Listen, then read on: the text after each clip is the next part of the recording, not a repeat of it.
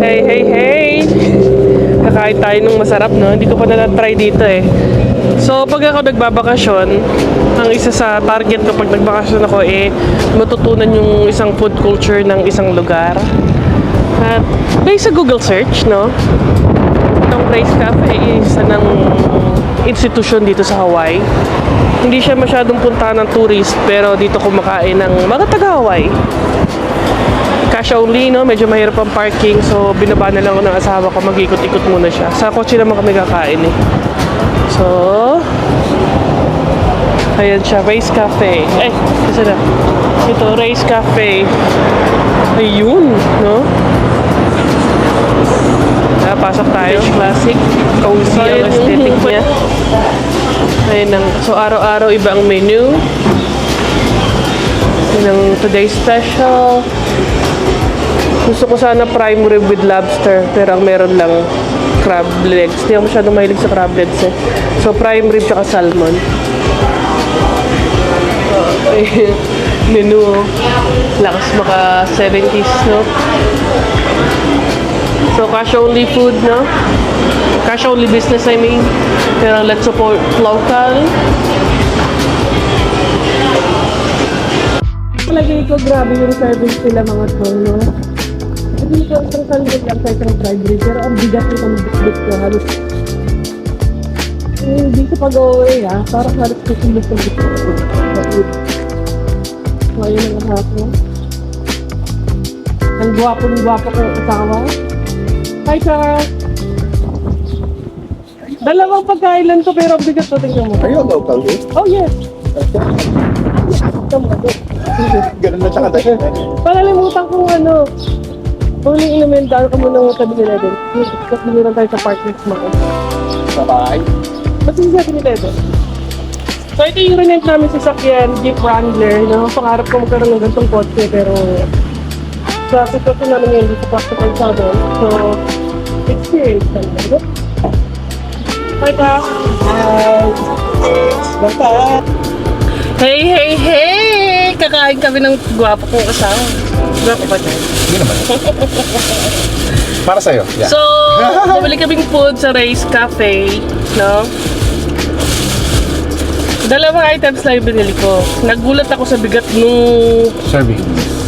binigay na food. Tingnan natin kung gano'n kalaki yung serving. You ready? Ready? Salmon. Wow. Look at that. Baboom. Ang bigat. So, laki niya pwede ka na mag-ano eh.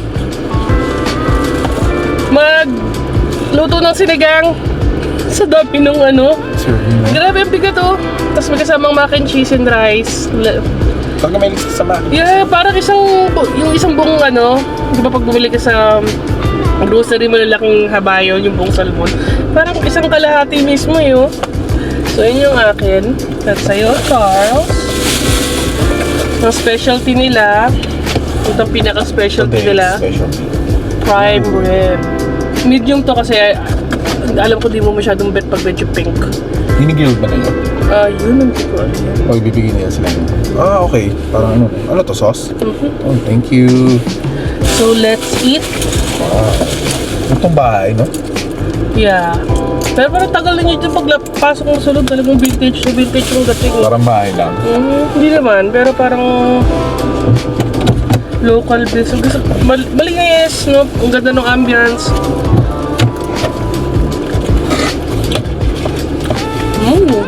Tap. Yung salmon, no BS na timpla. Basic salt and pepper. Pero walang lansa.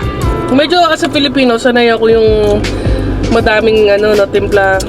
Pero buti naman nagbigay sa lemon. Palagi ko grilled to eh.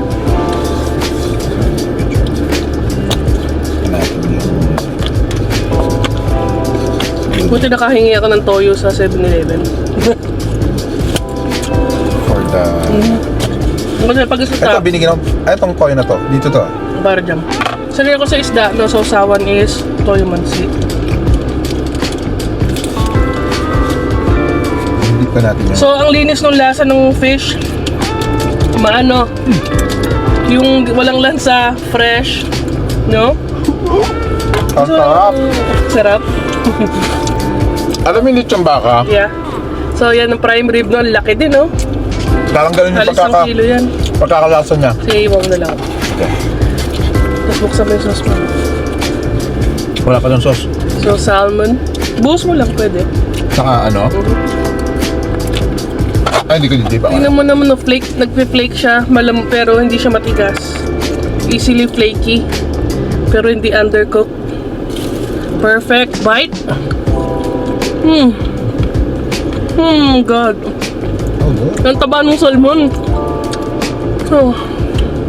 Melt in your mouth.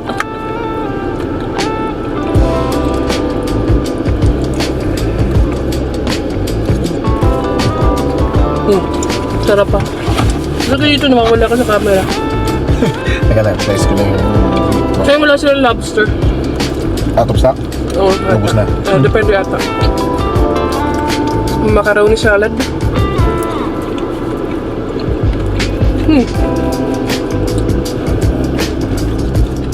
Iba yung style ng macaroni salad nila pa. May carrots. Okay naman. Typical Hawaiian map. Gusto ko yung Hawaiian, yung mac and cheese, yung ano nila. Yung mac salad. Yeah. Plain na lang. Simple Chinese salt, na siya pepper, talaga. seasoning.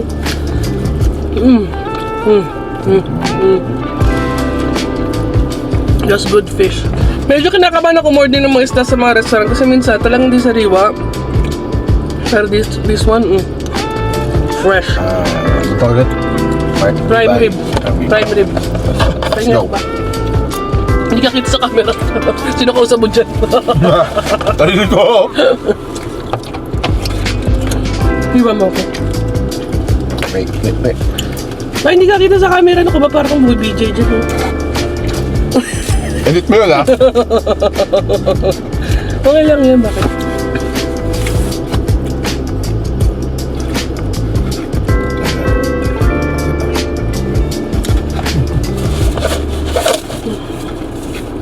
Walang masyadong timpla guys yung isda. Talagang medyo kung mahilig ka sa ano na pagkain yung malasa, hindi naman siya matabang. Titikman mo yung freshness ng fish. Ito rin, kala mo mataba. Walang alat. Pero, Then perfectly seasoned lang with salt and pepper. Ang matitikman mo lang is yung kasarapan ng isda. siya. Wala tayo sa table. Kaya, medyo strike na konti. Oh! Isama ko dito sa sauce. Yes, please. Tutuwan mo ako. Talaga naman, kalang laging bagong kasal eh. Subo lang kayo. Perfect subo. Pwede mo talaga sa mubo. Masarap. Sarap na. Oh yeah. Palagi kung di natin kaya ubusin niya pero at least pwede uwi. Yup. Ang Okay. magkagandahan ng inupahan namin ngayon, Airbnb, may kusina, may labahan at mas mura at free parking. Yeah. Hindi nga lang siya luxurious tulad ng hotel. Mas convenient for family. Pero mas kung may bata kayo maliliit. Pero ang natuwa ko dito sa Airbnb na to, malapit sa lahat, walking distance, pagkain. Tsaka malayo siya sa yung crowded place Malayo ng siya sa... sa strip ng Yeah, kasi doon sa mga hotel kasi, masyado laging traffic kasi nga labasan yung mga turista. Dito may doon kami sa looban. Ano lang naman, 2 blocks away from the beach. Kaya nilalakad pa rin naman namin yung beach. Pero hindi mahirap lumabas or pumasok. Yung isang kagat na pa. Isa pang subo, isa pang pop.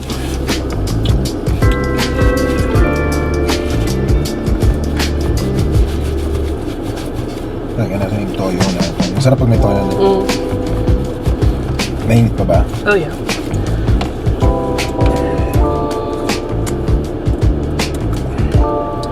May kwentong 7-Eleven ako guys eh. Nakikita niyo itong bag na to. So bumili kami ng drinks sa 7-Eleven.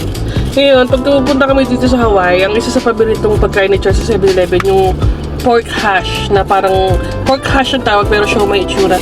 Ngayon, akala ko kasi ang isang order, yung tipong 6 or 4. Nasanay kasi tayo sa ganun eh.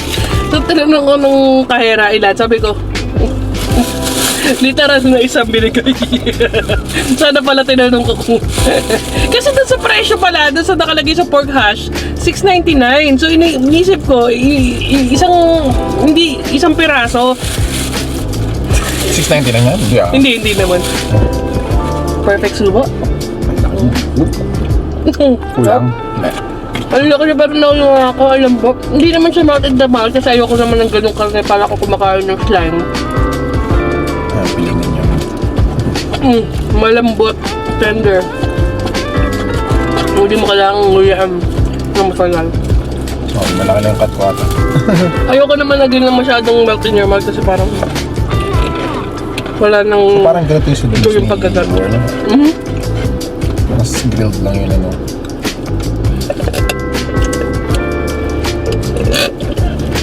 Anyway, yun yung kwento 7-Eleven ko. Sa piraso. Isang pirasong siomai. At Tikman natin. Wala tong hipon pa na pork kimchi flavor. Kimchi. Oh. Lasang kimchi talaga. Wala. Pero hindi spicy. Na? Oh, sarap ah. Yeah. Yan masarap dito sa mga siomay nila. Masarap siya guys. Palasa. Parang, Ano yung lasa nila? parang habig ng henlin yung texture. Yeah. Di sa ano, natikman ko ang siomay ng Philippines or ano, 7-Eleven.